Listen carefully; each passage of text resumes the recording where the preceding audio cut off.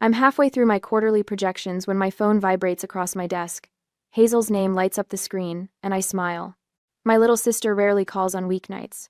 "Hey you," I answer, wedging the phone between my ear and shoulder as I continue typing. The Madrid sunset streams through my apartment windows, painting my financial reports in shades of orange and gold. "Clover, guess what?" Hazel's voice bubbles with excitement. "I'm moving into your old condo. Mom and Dad already said yes." My fingers freeze over the keyboard.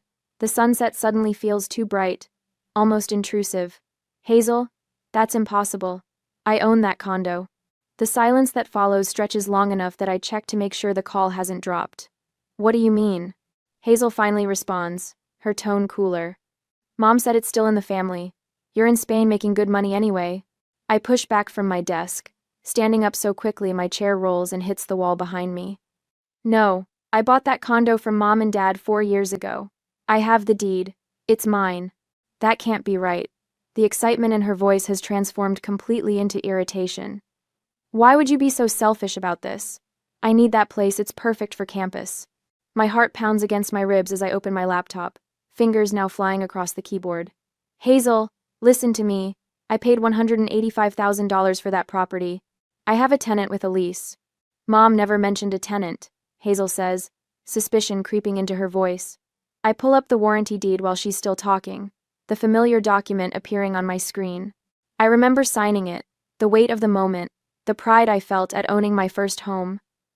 "I'm looking at the warranty deed right now, Hazel. It's in my name. Has been for 4 years. "That's not what Mom told me." Her voice wavers, and I can picture her biting her lower lip the way she has since childhood. The realization washes over me like ice water. "What exactly did Mom tell you?" "That you were using it occasionally when you visit, but since you're living abroad now, I could have it." Her words come faster. "She said they gave it to you after college, but it's still family property." I press my palm against my forehead, connecting pieces of a puzzle I didn't know existed until this moment. "Hazel, that's not true. I bought it. With my money. From them." "Well, if you come back, just rent another place," Hazel says defensively. "Let me live there for free." The sunset has deepened to crimson now, casting long shadows across my apartment. I take a deep breath. "Without a lease, you have no right to move in," I say, keeping my voice level despite the tremor threatening to break through. "And I wouldn't put my tenant out on the street. There are laws about these things." "Laws," Hazel repeats, as if I've invoked something foreign. "You've always had everything handed to you." Her voice breaks on the last word. The call ends before I can respond. I stand motionless, staring at the Madrid skyline as darkness creeps across the city. Everything handed to me? I worked 3 jobs to put myself through school. Mom and Dad hadn't contributed a dime to my education, or so they claimed. I sink back into my chair, a heaviness settling in my chest that has nothing to do with the distance between Spain and home. I pull up my email and search for correspondence with my property management company, confirmation that my tenant's lease is valid for another 8 months. My phone lights up again. "Mother." I watch it vibrate across my desk, the screen eventually going dark as the call diverts to voicemail. Something isn't right here. The condo purchase, Hazel's mistaken beliefs, my parents' lies, they form a pattern I can't yet fully see, but one I can sense. I've spent my career finding financial discrepancies in spreadsheets and ledgers. I recognize the feeling of something not adding up. I turn back to my computer and start a new search, this time for flights back to the States. Some truths can only be uncovered in person. The next morning, the light streams through the blinds of my Madrid office, casting stripes across the quarterly projections I've been staring at for 20 minutes without absorbing a single number. My phone vibrates against the desk for the 5th time in an hour. "Mother." Again. I flip the device face down and rub my temples. The knot in my stomach has only tightened since last night's call with Hazel. Sleep came in short bursts, interrupted by fragments of memories signing the deed, transferring the money. My mother's beaming smile as she'd said, "We're so proud of you for this responsible decision, Clover." Was any of it real? The phone buzzes again, skittering closer to the edge. I snatch it before it falls, and see 13 messages in our family thread. I scroll through them without opening, seeing only previews. "Clover Maria Lopez, we need to talk about. Your sister is devastated. She was counting on. Pick up your phone." This behavior is completely My colleague Daniela passes by, eyebrows raised at my scowl. I force a smile and turn toward the window, finally hitting the call button. Mother answers on the first ring. How dare you upset your sister like that? Her voice slices through pleasantries like a hot knife. Good morning to you too, Mom. I keep my tone neutral. Professional, the same voice I use with difficult clients. Don't take that tone with me. She inhales sharply. Hazel cried herself to sleep last night. She's already told her roommates she's moving out. Do you have any idea what you've done? I press my forehead against the cool glass window, watching Madrid traffic flow 30 floors below. I told her the truth. I own that condo, legally, with documentation. That was just a formality, Clover. Her voice softens into something more dangerous. Family property stays in the family. We never intended for you to treat it like some investment. The word investment falls from her lips like something rotten. I straighten my spine. It's not a formality when I paid $185,000 for it. Each syllable is precise, measured. Money I earned. From my account to yours. Money we put straight into your sister's education. She snaps back. Did you think about that? While you're gallivanting across Europe with your fancy job, your sister is trying to finish college. I pull up my banking app, the habit of verifying figures too ingrained to ignore. Mom, I have a tenant with 8 months left on their lease. They're paying market rate $950 a month. They have rights. $950? Her voice rises an octave. You're charging someone to live in family property while your sister needs a place to live? You have no heart. After all we've done for you. The familiar guilt rises, but something new pushes back against it, anger, sharp and clarifying. What exactly have you done for me? The words escape before I can contain them. I worked 3 jobs through college. I took out loans. I paid for that condo with money I earned after graduation. We raised you. Her voice trembles with indignation. We provided a roof over your head, food, clothing, and this is how you repay us? By refusing to help your sister when you clearly don't need that money? I close my eyes, steadying myself. The condo wasn't a gift. It was a purchase. Well, that's not what Hazel believes. Mother's voice turns smug. Everyone in the family knows how generous we were, giving you that property after college. The pieces click together. You told the entire family I didn't pay for it. I told them the truth, that we helped you get established. And now you have an obligation to do the same for your sister. My hand tightens around the phone. Mom, I can pull up the wire transfer right now. $185,000. My money to your account. Not a gift. That money went straight to Hazel's tuition. Do you think college is cheap these days? While you're building your career, we've been supporting her dreams too. Something in her tone triggers my auditor instincts. The mental spreadsheet doesn't balance. If you don't let Hazel move in, I'll have no choice but to tell everyone how selfish you've become. She continues. Your grandparents would be so disappointed. After all the sacrifices we made for your education. What sacrifices? I interrupt, surprising us both. Name one thing you paid for in my education. The silence stretches so long I check my screen to make sure we're still connected. I don't have to justify myself to my own daughter. Her voice is ice now. Let your sister move into the condo, or you'll regret it. Is that a threat? It's reality. Family supports family, period. I end the call before saying something truly unforgivable. The phone immediately buzzes with a text, but it's not from Mother. Aunt Marlene. We need to talk. Privately. Relief washes through me. Aunt Marlene, Mother's sister, has always been the family truth teller, the one who remembers events as they actually happened, not as Mother reimagines them. If anyone knows what's really going on, it's her. I text back. When? Her response comes instantly. Tonight. 9 p.m. Your time. Video call. Don't tell your mother. I set the phone down and turn back to my computer, but the numbers blur before my eyes. The only calculation I can focus on is how many pieces of this puzzle are still missing. What aren't they telling me? I whisper to the empty office, the knot in my stomach transforming into something harder, more resolute. Whatever the truth is, I'm finally ready to hear it.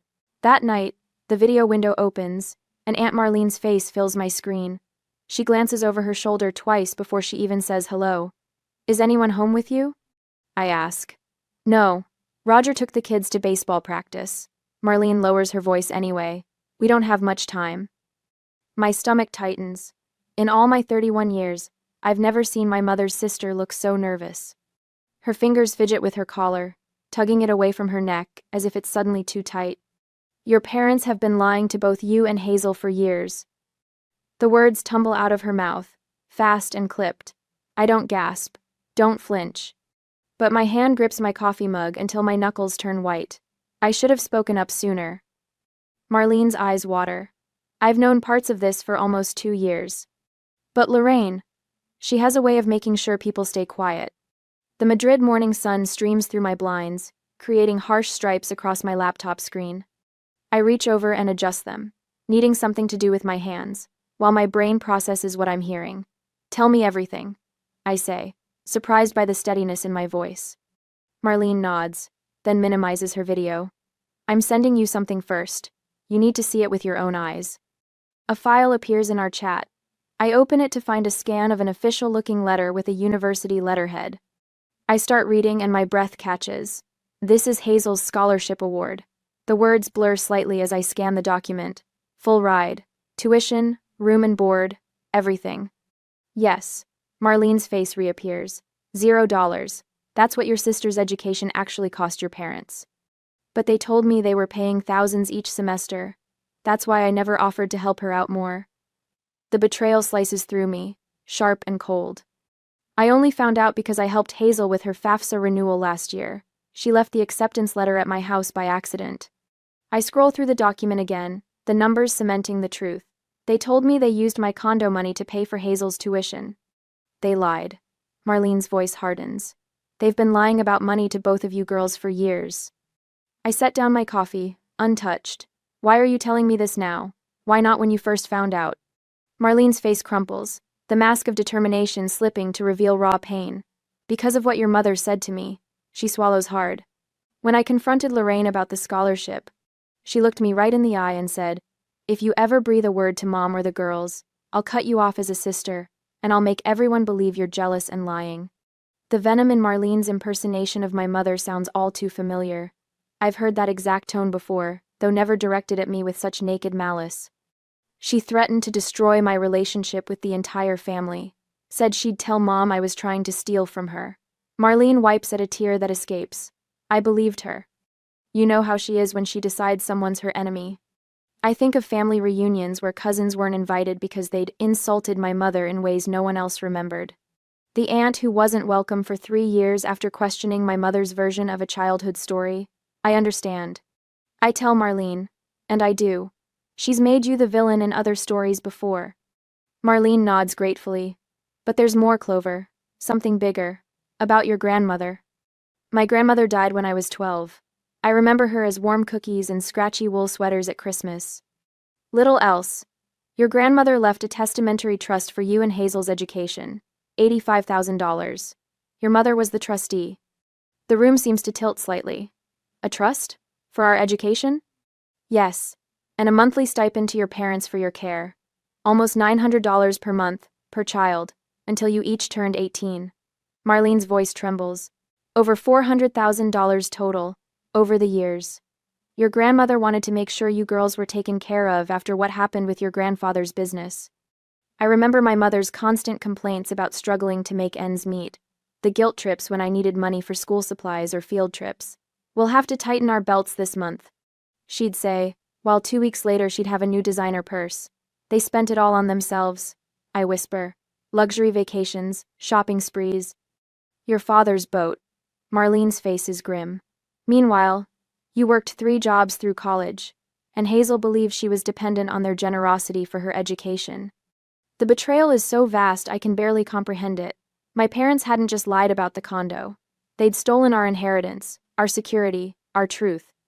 And they'd done it while making us feel guilty for every penny they supposedly spent on us. I think of Hazel's tearful accusation. You've always had everything handed to you.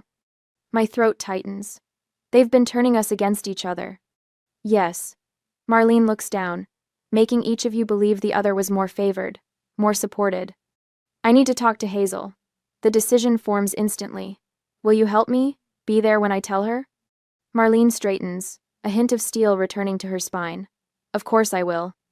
2 hours later, Hazel's confused face appears on my screen. Marlene joins the call moments after. What's going on? Hazel asks, looking between us. Aunt Marlene said it was important. At Island, I take a deep breath. Hazel, I need to show you something first. I share my screen, displaying the warranty deed to my condo. This is the legal document showing I purchased the condo from Mom and Dad 4 years ago, for $185,000. Her eyes widen as she reads. But they told me. I know what they told you. I keep my voice gentle. Now I need you to show me your scholarship letter, the one from your freshman year. In Talons.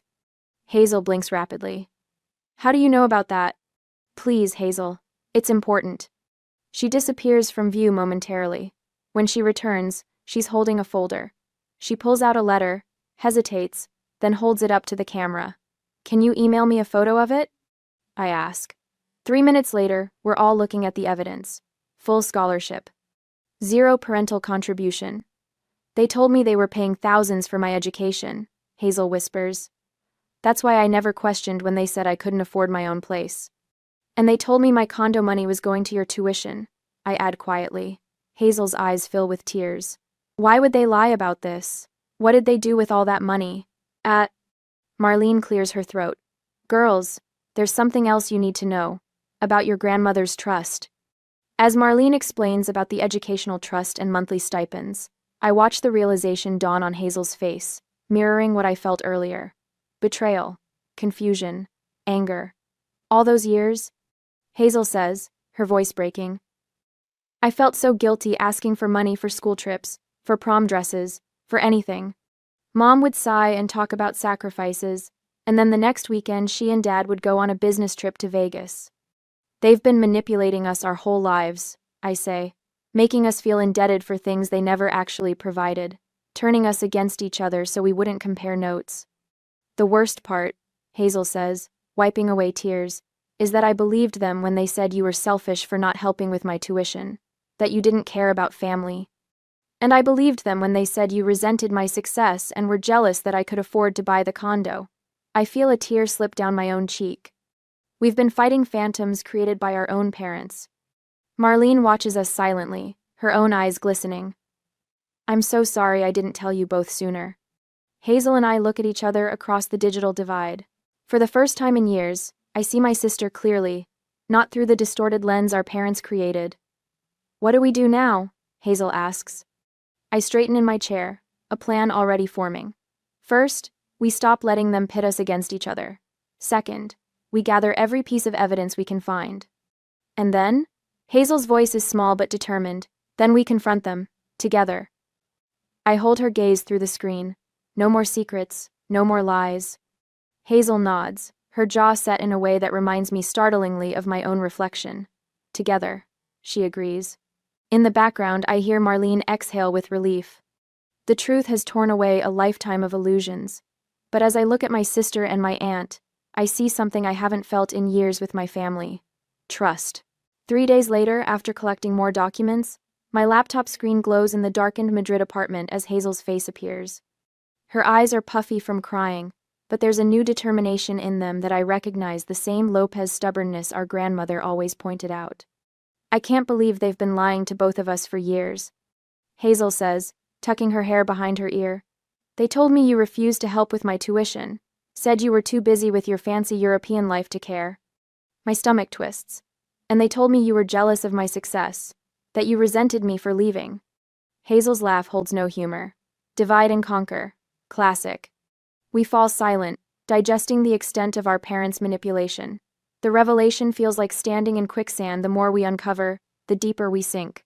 I found something else, Hazel whispers, glancing over her shoulder as if our parents might materialize in her dorm room. They've been taking trips to Cabo every winter, not business conferences like they claimed. Wait, I say, sitting up straighter. I gave them $5,000 last year for Dad's supposed medical bills. Hazel's face hardens. There were no medical bills. My phone buzzes with an incoming call. It's Aunt Marlene, I tell Hazel, adding her to our video chat. Aunt Marlene appears, her silver-streaked hair pulled back, reading glasses perched on her nose. Girls, I've got more. Your grandmother's trust statements. She holds papers to the camera, too small to read clearly. Can you scan those? I ask. Already creating a shared folder. Already did. Check your emails. I open the attachment, Hazel doing the same on her end.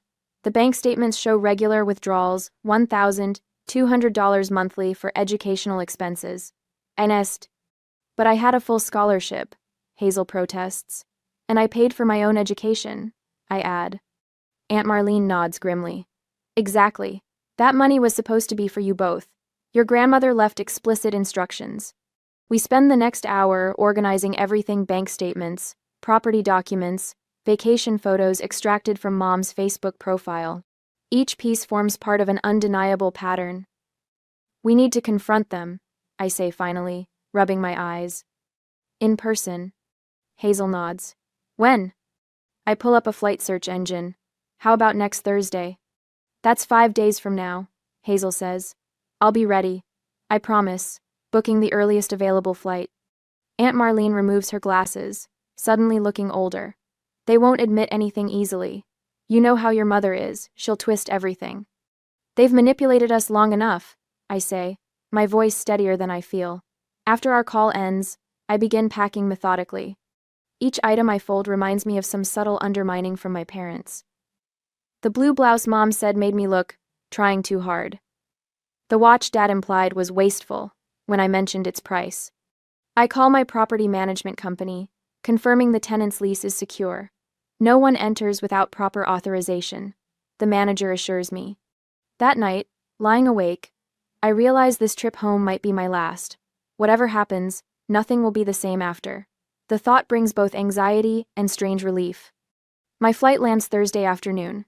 Hazel waits at the arrivals gate, looking both younger and older than when I left. We embrace, holding tight enough to hurt. Hey, big sis, she says, voice muffled against my shoulder. The drive to our childhood home passes in reflective silence. Fall leaves scatter across the familiar streets, golden and transient. I rehearse what to say, anticipating denials and deflections. Hazel parks in the driveway of the colonial-style house where we grew up. The place looks smaller somehow, less imposing than in my memories. Mom's carefully tended mums line the walkway in autumnal orange and rust. We sit a moment, engine off, listening to it tick as it cools. I found Mom's diary, Hazel says suddenly. She wrote about using your condo money for a kitchen renovation and cruise. The final piece clicks into place. I squeeze Hazel's hand, feeling our shared strength. Are you ready for this? She whispers as we approach the front door. I nod, surprising myself with how calm I feel. More than ready. The doorbell chimes the same 8 notes it always has, a sound from childhood now heralding the end of childhood illusions. The front door swings open, and my parents' faces register genuine shock before transforming into a calculated performance of welcome. Mom recovers first, her surprised gasp morphing into a tight smile that doesn't reach her eyes. Clover! Dad exclaims, his voice too loud in the entryway. Our successful daughter returns from Europe. What a wonderful surprise. Mom steps forward, arms outstretched, but I step back, keeping distance between us. Her eyes flick toward Hazel, who stands beside me, clutching a manila folder. Let's not discuss that condo business now, Mom says, her voice honey-sweet but her eyes sharp. I've made your favorite pot roast. We can talk after dinner. We're talking now, I say, my voice steadier than I expected. The 36-hour journey from Madrid has left me exhausted, but the anger coursing through me provides unexpected clarity. Hazel moves toward the dining room. We've prepared some things to show you. Dad's smile falters. Can't this wait? Your mother's gone to a lot of trouble. So have we, I interrupt, following Hazel. The dining room table gleams with the same polished oak surface I remember from childhood family meetings. How many times had I sat here, accepting their version of reality, believing their stories about financial struggle while they took luxury cruises with money meant for us? Hazel places the folder on the table and opens it with trembling fingers. She extracts 3 documents and arranges them in a neat row. What is this? Mom asks, her voice hardening as she recognizes the papers. Evidence, Hazel answers simply. Dad sinks into his chair, the color draining from his face as he stares at the warranty deed I've placed squarely before him. Where did you get these? Mom demands, lunging forward to gather the papers. Her manicured nails scrabble against the tabletop as I firmly place my palm on the documents. The deed is from my records. I say. The scholarship letter is Hazel's. And the bank statements? I tap the third document. Aunt Marlene kept copies. Mom freezes. Marlene had no right. She had every right, Hazel interrupts. Someone needed to tell us the truth. Dad finds his voice. This is all just a misunderstanding. Is it? I slide the scholarship letter toward him. Hazel received a full ride. You told her tuition was costing thousands. You told me the condo money went to her education. You told me Clover refused to help with my education costs, Hazel adds. You lied to both of us. Mom's denial strategy crumbles visibly. Her shoulders straighten and her jaw sets in a familiar expression I've seen whenever she's cornered. Fine. She snaps. So what if we did? We raised you. That's enough. The money from Mom was our reward. The room goes silent. I stare at her, waiting for some sign of remorse or shame. Dad nods. It was ours to spend however we wanted. It was a trust, I counter, my voice quiet but razor-edged. Grandmother left it specifically for our education. And we educated you, didn't we? Mom throws back. You both got diplomas. What we did with the money is our business. Hazel's breath catches beside me. I feel her body tense. You stole from your own children, I say, standing up slowly. $85,000 from grandmother's trust. And you tried to steal my condo too. And you tried to turn us against each other, Hazel adds, rising to stand beside me. Her voice wavers but doesn't break. You almost succeeded. Mom's face hardens into something I barely recognize. We did what was best for this family. No, I correct her. You did what was best for yourselves. Dad won't meet our eyes, staring instead at his hands folded on the table. The same hands that signed those bank withdrawals. The same hands that patted our heads while he promised we were his priority. If you walk out that door, Mom says, her voice cold, don't expect to be welcomed back. The threat hangs in the air, intended to bring us to heel as it has so many times before. I look at Hazel, expecting fear in her eyes, but find only resolve. We never really were, Hazel responds softly. Welcome, I mean, not unless we were useful to you. I gather the documents, returning them to the folder. We'll be pursuing legal options regarding grandmother's trust. I suggest you prepare accordingly. Mom laughs, the sound brittle. Good luck proving anything after all this time. Aunt Marlene kept everything, I counter. Bank statements, emails, even the trustee documents you made her sign as witness. Dad's head snaps up. She wouldn't dare. She already has, Hazel says. She has nothing left to lose with you two. We move toward the door together, our steps synchronized. No one follows us, no one calls us back. No tearful pleas or last-minute confessions. Outside, the afternoon sun feels too bright for the heaviness in my chest. Hazel takes my hand as we walk to my rental car. They didn't even try to apologize. She whispers. They don't think they did anything wrong. I reply, unlocking the doors. That's the scariest part. We climb in, and I start the engine. The house where we grew up shrinks in the rearview mirror, becoming smaller with each second just like the hold it has on us now. Where to? I ask. Hazel wipes a single tear from her cheek. Forward. Anywhere that's forward. I nod and drive away from the past, my sister beside me, our shared truth between us like a shield. The Madrid sunset paints my apartment in amber hues as I position my laptop on the kitchen counter. Hazel's face appears on screen, her smile wider than I've seen it in years. You're not gonna believe this, she says, turning her laptop to show off her new studio apartment. I found the perfect spot 3 blocks from campus. I lean closer to the screen. Look at you with the grown-up furniture. The contrast with our video call 6 months ago feels like comparing different lifetimes. Yard sale special. Hazel laughs, patting the second-hand couch. But it's mine. Well, mine and the bank's for the security deposit you helped with. The $300 transfer went through for this month? I ask, opening my banking app. Right on schedule. Hazel's voice softens. I still can't believe you're doing this. Family helps family, real family. I sip my coffee, watching her arrange textbooks on a small shelf. How many hours at the coffee shop this week?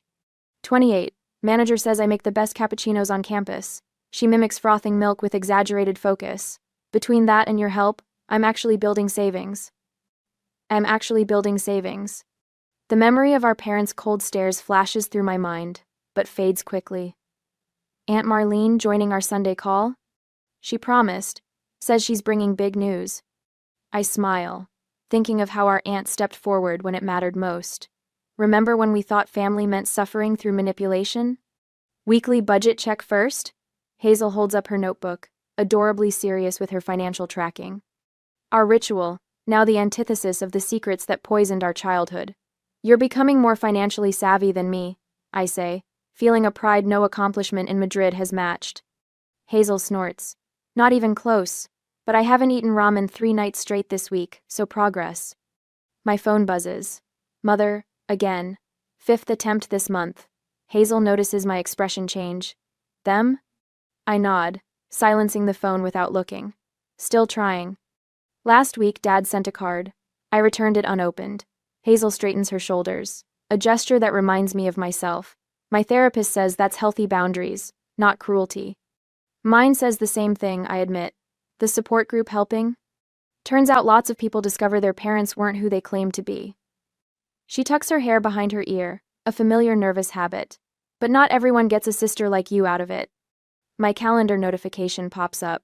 2 weeks until my flight. You sure your floor is comfortable enough for my old bones? I've got an actual air mattress now. Pure luxury. She grins. We'll eat better than last time. The memory of our first reunion dinner floods back, sitting cross-legged on her empty apartment floor, slurping instant noodles from mugs because she hadn't unpacked dishes. I don't know. I tease. Those floor noodles were pretty special. You cried into yours. So did you. We laugh, the kind of deep laughter that heals something with each echo. Remember what you said that night? I ask. Hazel nods, suddenly serious. For the first time, I actually feel like we're a real family. I glance at the framed photo I keep next to my computer. Hazel and me on that first night, teary-eyed but smiling, noodle cups raised in a toast. It's the only family photo I display now. They took a lot from us, I say quietly. But they accidentally gave us something too. What's that? The truth that set us free. I touch the edge of the frame, and this unbreakable bond between sisters. Hazel wipes her eyes, not hiding her emotions anymore. Worth every penny they stole. The Madrid sun sets completely as we continue planning our future, one built on trust instead of lies, support instead of manipulation, and a different kind of wealth entirely.